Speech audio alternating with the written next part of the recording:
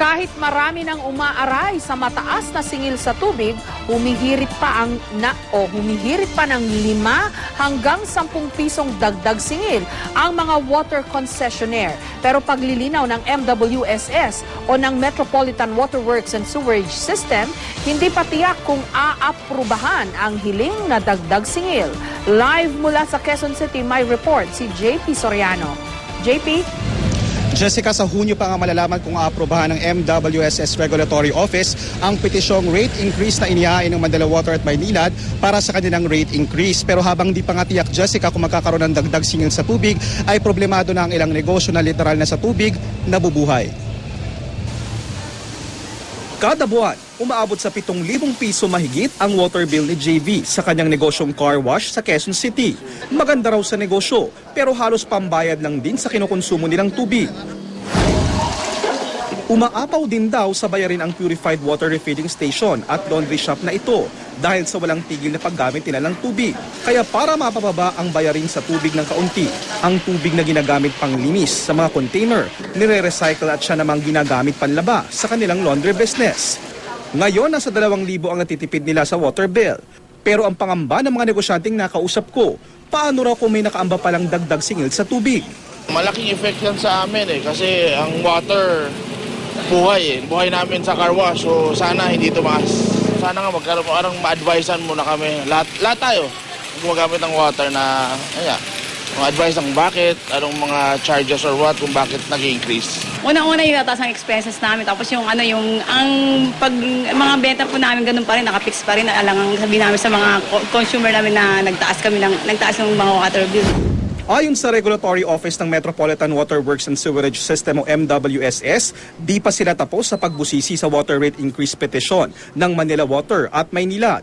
Ang Manila Water na siyang may hawak sa East Zone concession ng MWSS ay nagpetisyon ng 5 pisong dagdag singil sa kada cubic meter, habang ang Maynilad na siyang may kontrol sa West Zone concession ay humihirit ng 10 pisong dagdag singil sa kada cubic meter.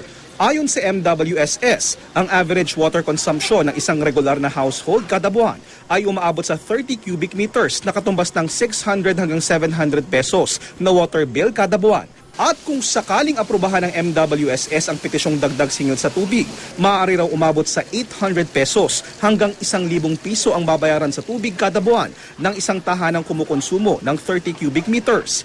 Pero paglilinaw ng MWSS, hindi pa sigurado kung tataas nga o hindi ang singil sa tubig. So ngayon, ang tingin namin dyan status quo. Hindi siya gumagalaw. Dahil hindi pa kami tapos sa aming ginagawang rate rebasing. Anong pwedeng mangyari dyan? Pwede siyang tumaas, pwede siyang hindi gumalaw, pwede siyang bumaba.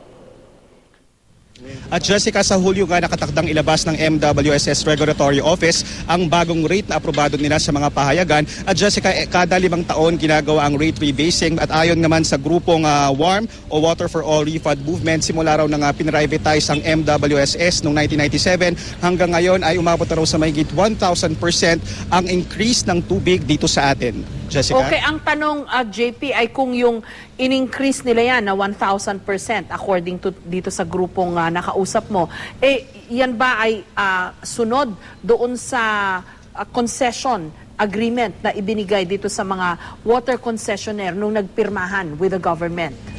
O Jessica, ayon sa grupong WARM, napakarami para daw sa kanila as far as they are concerned, napakarami raw dapat tanong na dapat sagutin ng MWSS dahil para sa kanila marami raw mga bagay na naisingil na at ilang taon ang sinisingil sa mga consumers ng Maynilad at Manila Water at bakit daw kailangan pang dagdagan, pero giit naman ng MWSS sa kanila raw pananaw ay nasunod naman ang mga napagkasunduan sa kanilang concession at wala raw silang nilalabas na batas. In fact, ngayon daw sinasabi ng bagong pamunuan, sila raw mas mahigpit at mas tedious daw ang ginagawa nilang pagbusisi sa mga petisyong inihain nga ng kanilang mga concessionaires na Manila Water at Maynilad. Pero syempre hindi maniniwala dyan ang grupong ito at umaasa sila na magkaroon nga ng dialogo at makinig ang mga mambabatas para pakinggan ang kanilang mga hinaing. Okay, yun ang tamang proseso. Kailangang pag-usapan nila itong isyong ito, di ba? Maraming salamat, JP Soriano.